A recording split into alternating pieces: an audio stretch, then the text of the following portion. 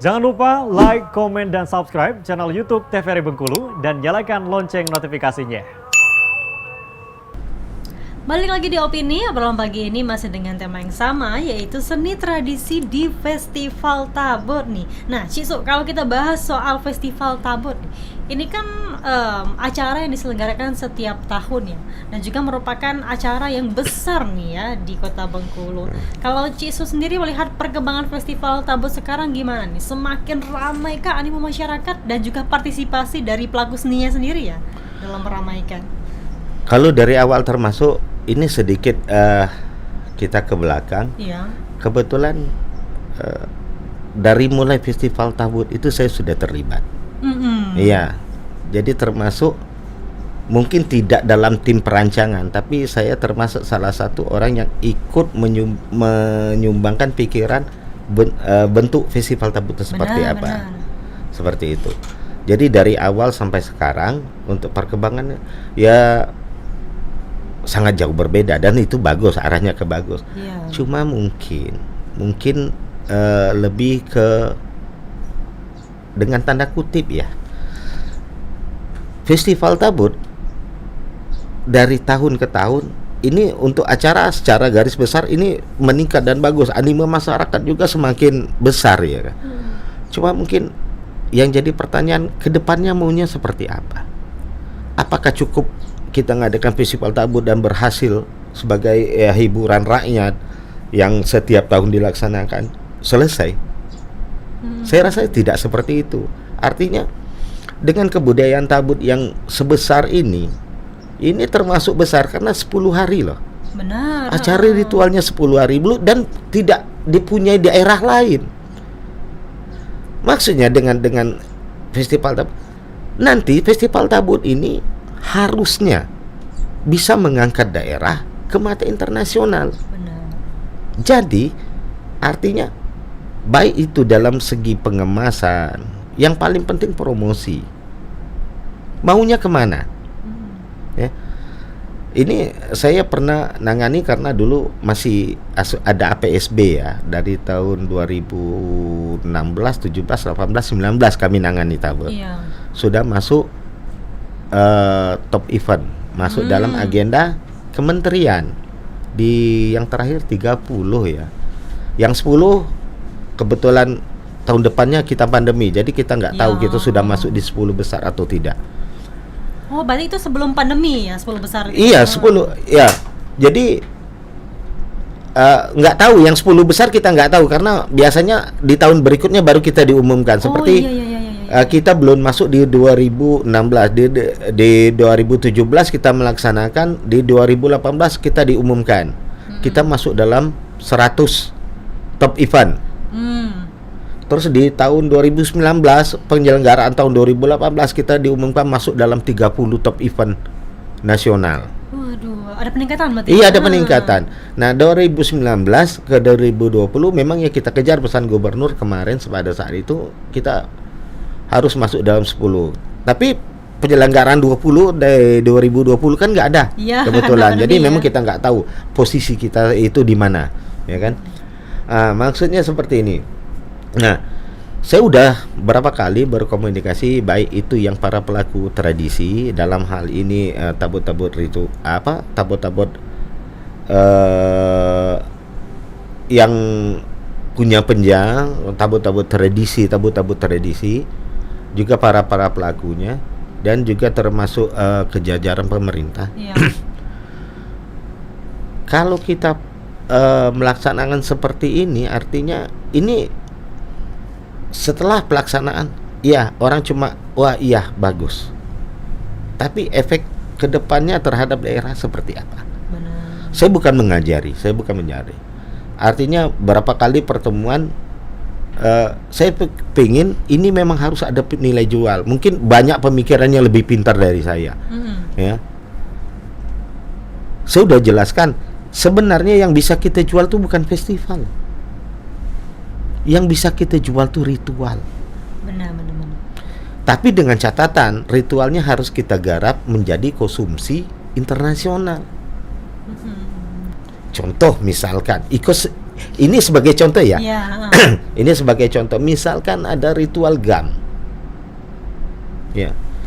Di Bali itu sama sebenarnya. Memang di Bali Ada kemiripan ya. Iya, di Bali lebih komplit. Ya, lebih kompleks. Kenapa itu tidak memang kita melalui peraturan daerah, misalkan memang saat itu kita tidak ada bunyi-bunyi ya. Iya, iya. Dan ini bisa kita jual. Dan ini yang menarik. Wisatawan tuh yang menariknya seperti itu. Terus misalkan salah satu ritual yang sangat bagus itu menjara. Menjaranya ya. Iya. Itu kalau kita bisa garap, termasuk penontonnya seperti apa, itu akan bisa menjadi satu komoditi ya yang bisa kita jual keluar, dan itu saya yakin akan menarik. Yang paling gamblang misalkan duduk penja. Saya bukan mengajari, ini cuma pemikiran. Saya coba ngambil perbandingan dari luar.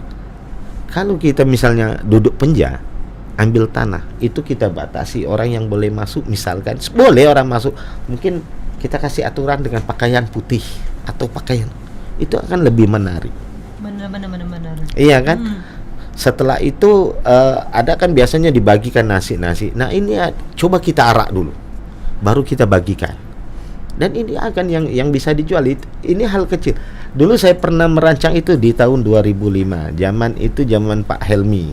Tapi beliau masih jadi kepala dinas pariwisata kota. Kebetulan setelah itu beliau pindah ke Lampung. Jadi memang tidak berkelanjutan ide itu. Kami sudah pernah duduk dan membahas itu. Tapi kelanjutannya? Ya beliau pindah ke Lampung. Nggak jadi ya? Ya nggak jadi. Akhirnya saya coba jalin komunikasi ke kepala dinas berikutnya. Nggak tahu apa itu dibawa atau seperti kita.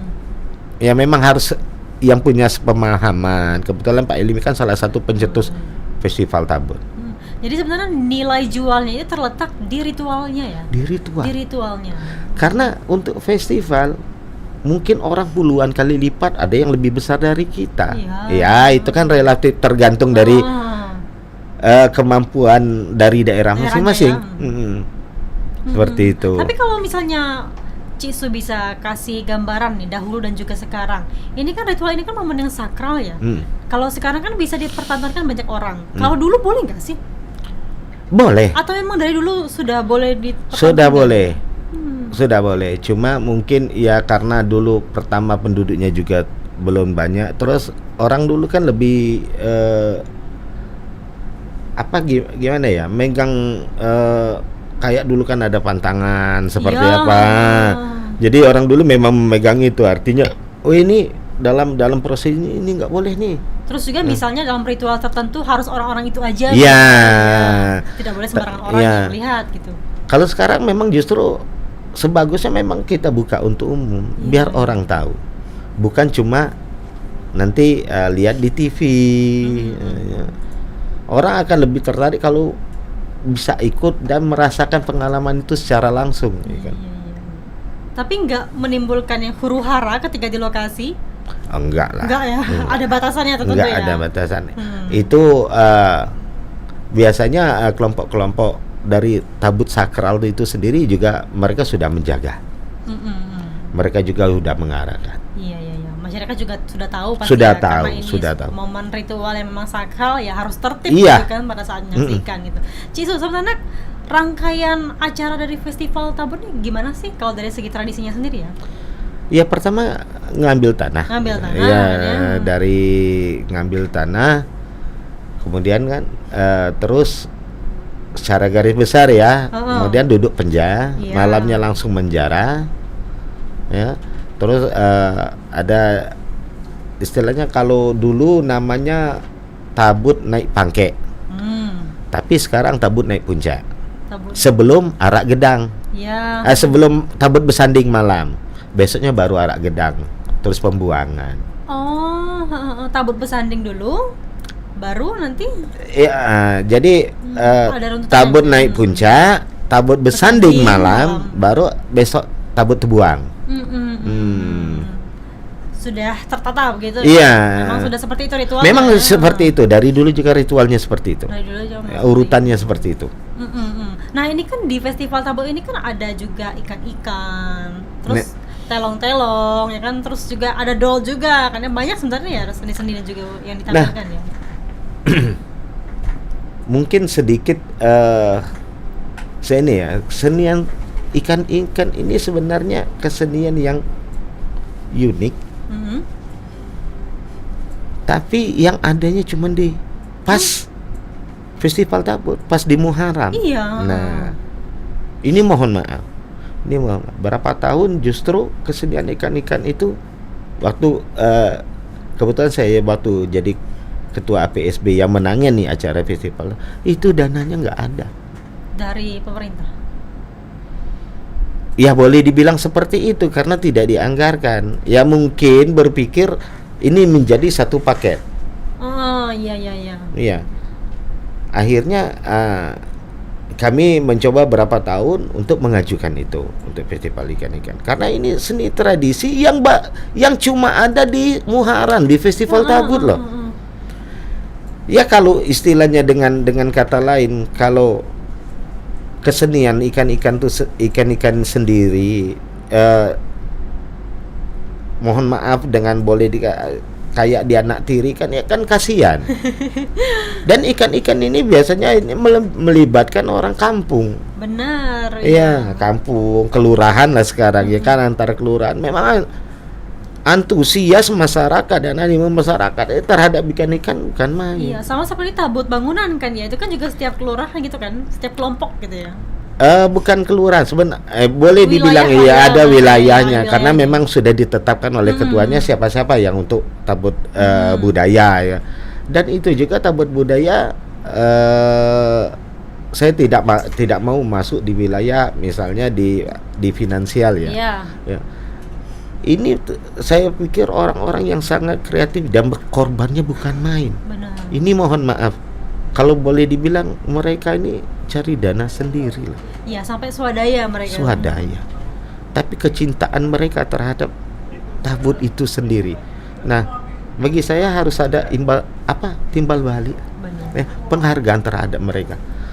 Karena mencari orang-orang yang seperti ini susah. Ya, yang mau berkorban untuk menjaga tradisi budaya. Saya tidak kapasitas saya bukan mau membela ini dan saya berdiri di mana, saya tidak. Ini cuma pandangan pribadi saya seperti itu. Jadi ini orang-orang seperti ini, kesenian-kesenian seperti ini yang harus diangkat dan memang harus ya selain tabut sakral sendiri harus tetap lebih diangkat lagi. Benar, ya, itu yang utama. Iya, karena kita sendiri tahulah para pelaku-pelaku seni tradisi itu, maaf, kalau boleh dibilang ini golongan menengah aja ke bawah. Nggak ada orang-orang yang bahasanya orang-orang yang punya lebih rezeki lebih. Enggak, ini justru pas-pasan. Kadang-kadang untuk memelihara tradisi ini mereka sanggup ya nantilah untuk keluarga, untuk makan nantilah. Nah ini penghargaan harus ada timbal balik dari pemerintah untuk mereka. Saking antusiasnya mereka ya kan, meskipun nggak ada dana mungkin betul. Ya, sampai rela berkorban dari swadaya masyarakat gitu. Saya sebenarnya dari awal tidak mau menyinggung ini, tapi mungkin mudah-mudahan melalui ini nanti bisa pemerintah bisa lebih memberi perhatian. Sebenarnya selama ini ada perhatian, cuman mungkin ya kalau nilai itu biasanya relatif, tapi dengan ada standar lah, saya pikir seperti itu ya. Iya. Karena untuk menghargai para pelaku ini. Iya. Sebenarnya kemarin juga APSB kami dirikan tujuannya seperti itu, biar ada semacam perjuangan kami untuk memperjuangkan teman-teman para pelaku ini. Baik, Cik Su, sebenarnya masih banyak ya Cik Su ya sebenarnya keluh kesahnya, tapi nanti akan kita bahas lagi Cik Su setelah jeda pariwara berikut ini. Tetap bersama kami di Opini Obrolan Pagi ini.